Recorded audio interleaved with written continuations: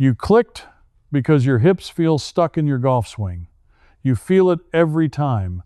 That little jam at the top, that early spin, that loss of power you can't explain. And you've been told to just turn harder, to fire your hips faster, to buy another lesson. None of it worked. I know, because I lived it for 11 years. Chasing a fix that was never in any Western coaching manual. Here's what I found.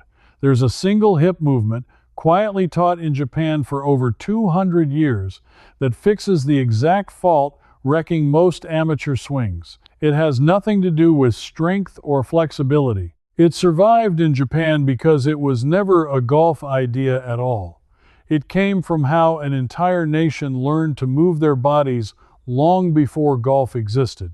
I traced it back to a specific document from the Edo period and a researcher in Tokyo who spent his life decoding it. And by the end of this, you'll be able to do it in your living room tonight, in socks, on carpet, with no club in your hands. Stay with me, because the last piece only makes sense once you've seen the first four. Let me take you back to where this started for me. I was standing on a driving range outside Kobe, in the autumn of a trip I almost canceled. An old man next to me, maybe 75, was hitting a 5-iron. He wasn't strong, his arms were thin, but the ball came off his club like it had been fired from something. And his hips? They barely seemed to move fast at all.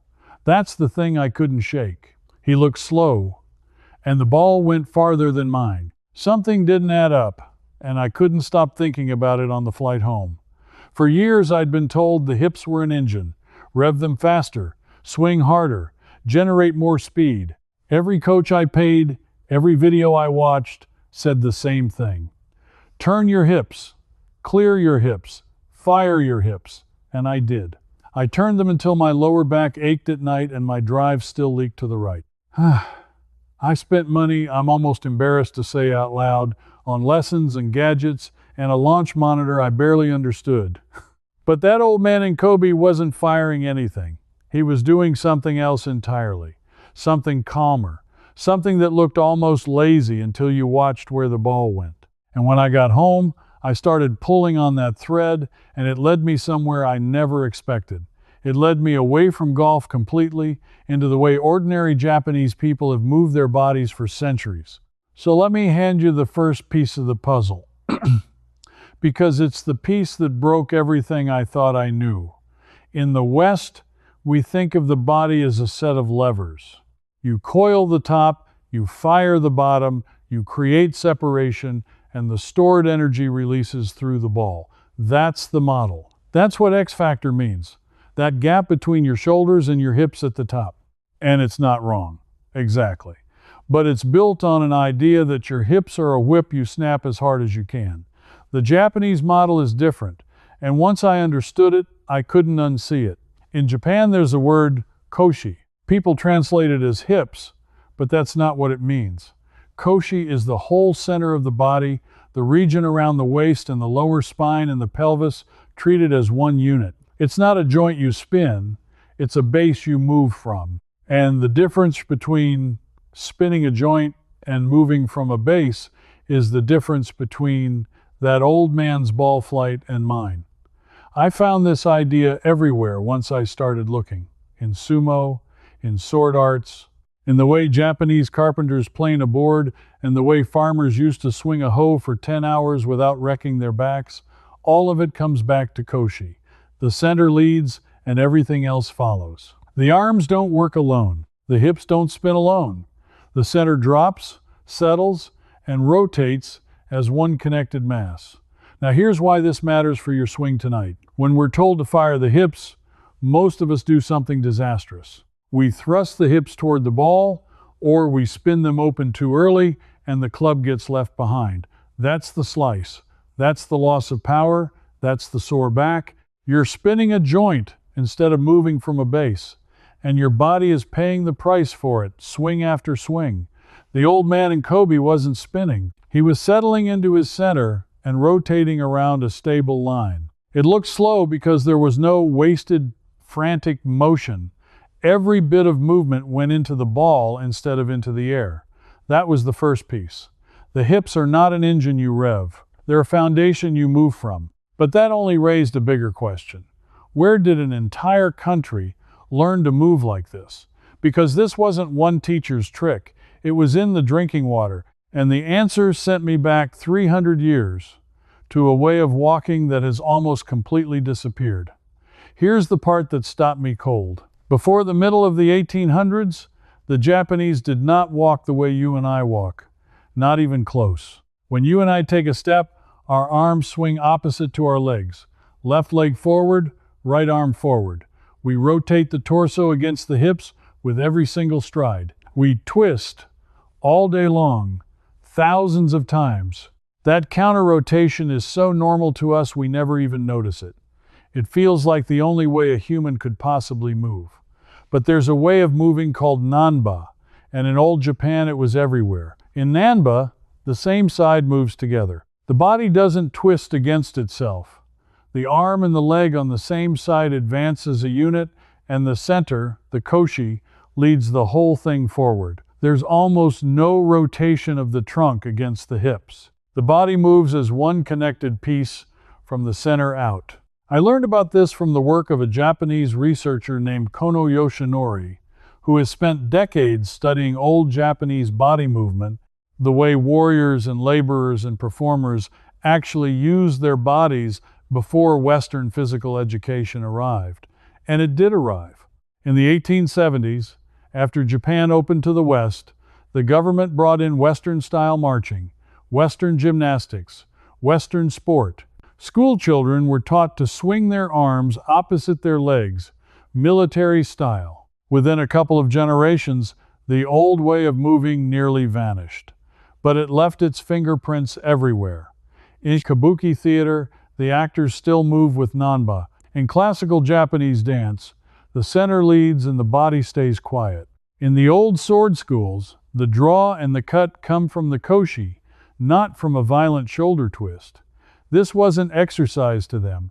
It was simply how a body was supposed to operate. Efficient, endless, powerful, without strain. And here's why it matters to your swing. A golf swing is not a walk, but it lives on the same principle.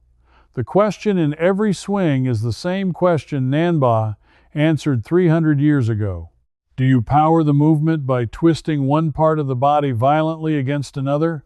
Or do you power it by leading with a settled center and letting the body move as one? The old man in Kobe was swinging with a koshi that led and a body that followed. His shoulders and arms weren't fighting his hips. They were connected to them. That's why it looked slow and hit hard. There was no internal collision, no energy leaking out through a violent twist.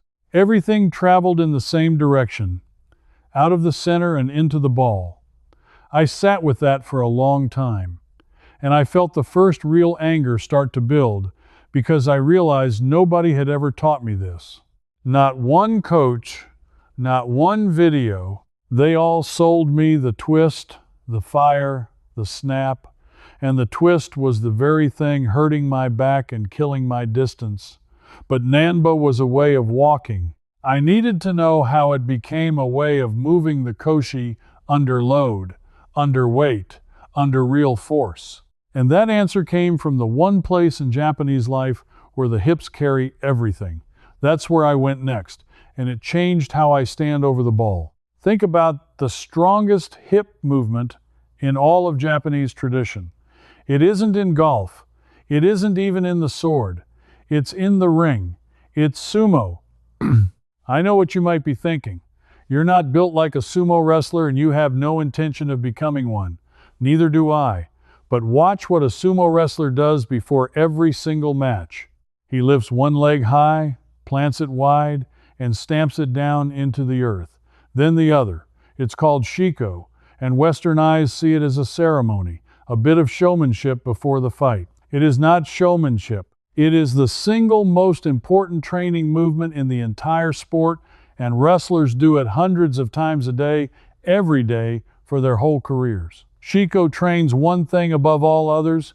It trains the koshi to drop, to load into the ground, and to rise and rotate from a rooted base.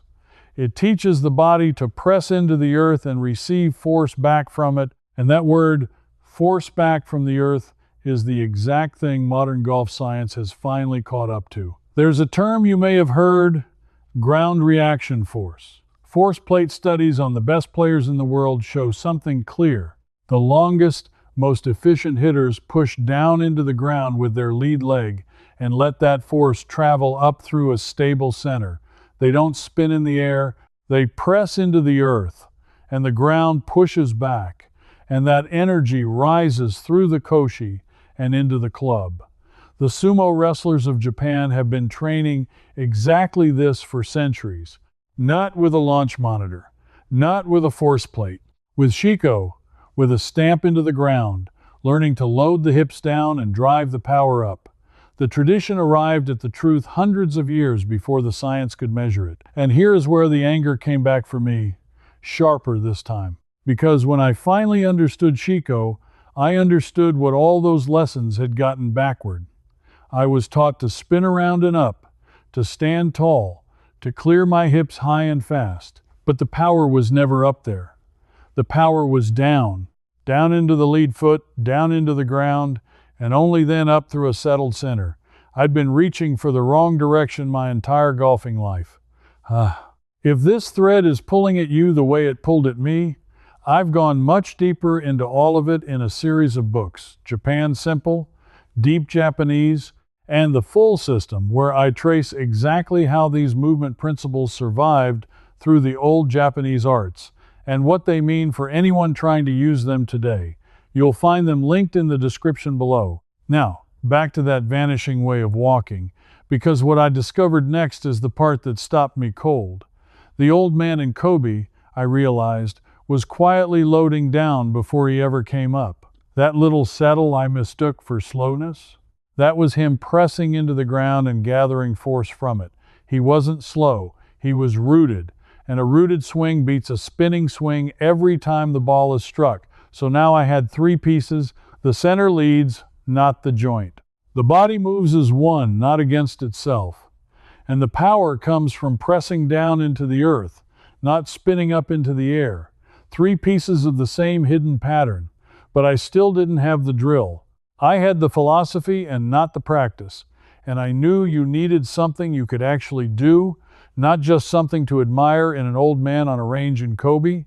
And this is the part I want to speak to you about directly, because I know exactly what you're thinking right now. You're thinking this is fascinating, but it's for people who live in Japan, for people with a dojo down the street and 40 free hours a week, and a body that still bends the way it did at 30. You're thinking, that's lovely, but I've got a bad knee, a busy life, and a swing I've been fighting for decades. I thought the same thing. I truly did. So I want to give you something right now that you can do this week, tonight even, in your own home, with nothing but the floor you're already standing on. You do not need to stamp like a sumo wrestler. You do not need to walk like an Edo swordsman. What you need is to teach your Koshi to do three things: to drop, to stay quiet, and to rotate around a stable line. And there's a simple way to feel all three at once. Without a club, without a mirror, without a single dollar spent. Stand with your feet a little wider than your shoulders, toes turned out just slightly. Now imagine there's a tall bar stool right behind you, and you're going to sit lightly onto the front edge of it.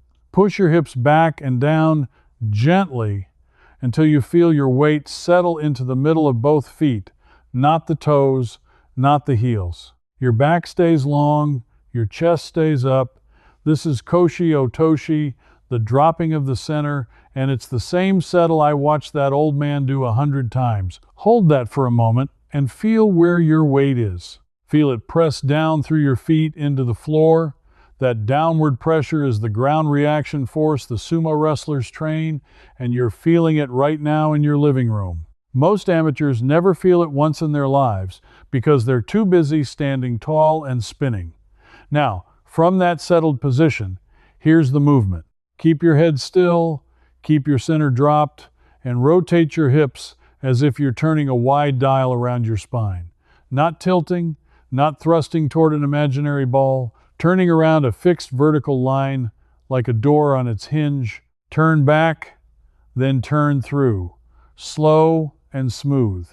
Your shoulders come along for the ride. Connected, not fighting. Do 10 of those, slowly, tonight.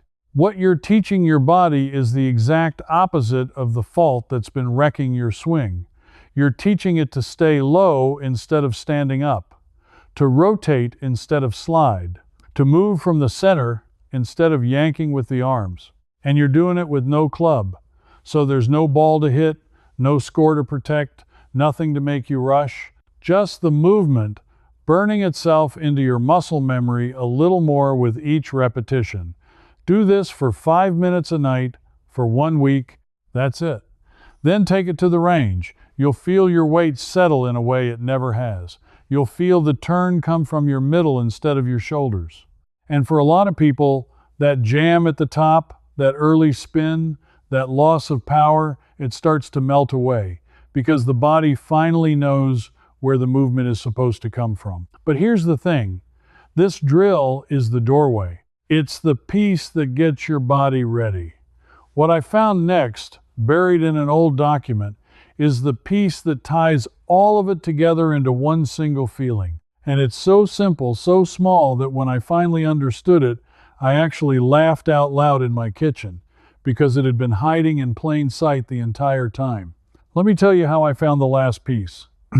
I'd been reading everything I could get translated about old Japanese movement, and I kept running into references to a concept older than Namba, older than the sword schools, a concept that sits at the root of all of it. It comes out of the martial and healing traditions, and it centers on a single point in the body.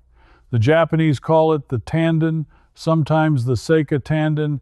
It sits about 2 inches below your navel and a little way inside your body, roughly at the center of your pelvis. To the old teachers, this wasn't a mystical thing. It was practical. The tanden was the true center of gravity of the human body, the exact point from which all balanced, powerful movement should originate. If you led from the tanden, the body moved as one connected unit. If you led from anywhere else, from the shoulders, from the arms, from the head, you leaked power and lost balance. Now, I want to give you the specific thread I followed, because this is where it stopped being a nice idea and became something real. There's a body of instruction that runs through the old Japanese arts describing how a still, weighted center produces effortless power. The idea that the belly, the hara, is where strength truly lives. This is why in Japanese you'll hear that a calm, grounded person has a settled hara. It's not poetry. It's a description of where they move from. The teachers of these old schools trained students to place their awareness in the tanden and to initiate every movement from that single point, so the whole body followed one master rather than many arguing parts. And when I put that together with everything else, the whole pattern finally snapped into place. Here's the secret finale, the thing the old man in Kobe was doing that I couldn't see. He wasn't thinking about his hips at all. He wasn't thinking about his shoulders, his arms, his wrists, his weight shift, or any of the 20 swing thoughts that had been rattling around my head for 11 years. He was moving from one point, his tanden, his center, and everything else obeyed it. So here's the drill that ties the whole video together, and you can add it to what you learned a moment ago. Go back to that settled position, hips dropped, weight pressed into the floor. Now place one hand flat on your lower belly, about 2 inches below your navel.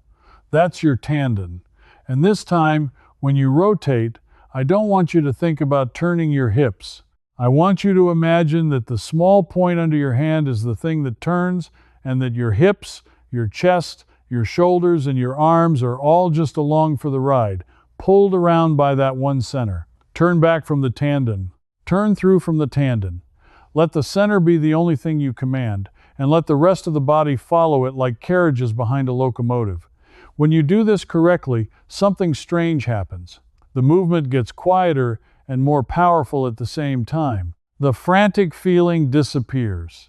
There's no twist fighting a twist, no part of your body colliding with another. Just one center, moving as one piece, exactly like Namba, exactly like Shiko, exactly like that old man. That's the pattern. It was never 5 different Japanese secrets. It was one idea, wearing 5 different coats. The walking, the sumo stamp, the sword draw, the drop center, the tanden, all of them are teaching a single truth. Move from your center and let the body follow. Spin a joint and the body fights itself. And this is the part that genuinely made me angry all over again. This knowledge wasn't lost because it stopped working. It works better than anything I was ever sold. It faded in Japan itself when Western physical training marched in during the 1870s and taught a whole nation to twist against itself again. And it never reached men like you and me in the West at all, because the golf industry had a much easier product to sell. It's simpler to sell you a lesson, a gadget, a new driver, and another lesson after that than to teach you a 200-year-old way of moving that costs nothing and needs no equipment. Dependence sells. A free drill you can do forever in your socks does not. But now you have it. The old teachers preserved it in their schools. Researchers like the ones in Tokyo kept digging it out of the old records so it wouldn't vanish. And I spent years pulling the thread until the whole cloth came apart in my hands. Now it's yours, and no one can sell it back to you. Let me leave you with this.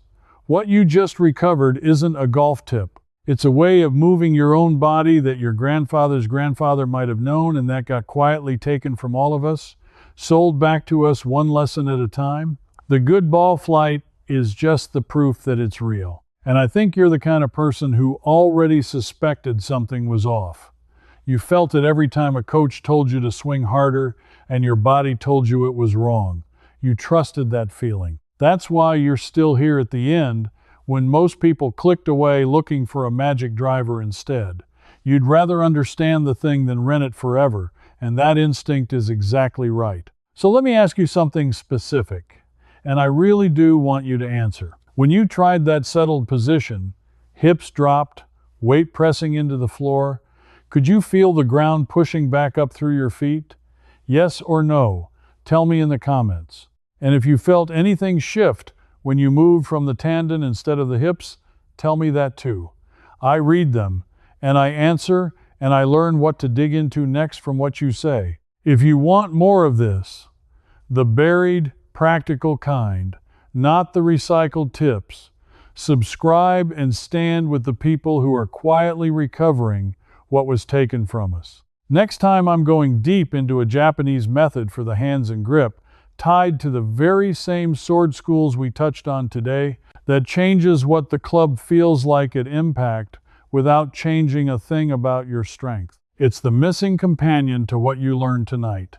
And once you see how they fit together, you'll never hold a club the old way again. I'll see you there. This video gave you the overview, but there's more. Inside the quiet wisdom circle, I walk you through the full Koshi drill, all 5 pieces, picking up right where we stopped. And if something doesn't click, you can ask me directly, and I answer you myself, a real person, not a machine. You won't be alone here. Just point your phone at the code on screen. You can cancel anytime, no risk at all.